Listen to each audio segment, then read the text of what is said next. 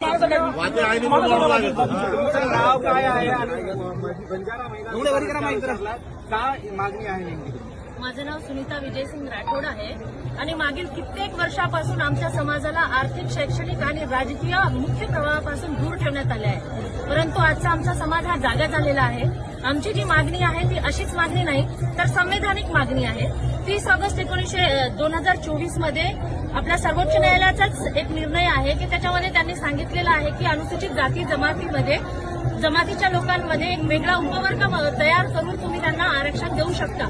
आम्ही एसटीचा किंवा आदिवासींचं आरक्षण मागत नाहीये, तर आम्ही बंजारा समाजाला एसटीमध्ये वेगळा उपवर्ग तयार करून आम्हाला आरक्षण द्यावं ही मागणी करतोय.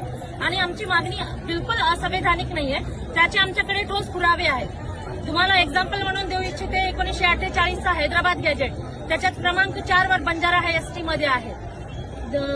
10 जानेवारी 1950चा सीपी अँड बेरारचा जो हे आहे त्यांनी ऑफिशियल गॅजेट काढलेला होता, गॅजेट नोटिफिकेशन निघालं होतं. त्याच्यात त्यांनी नमूद केलं होतं की we are including Banjara as a scheduled tribe.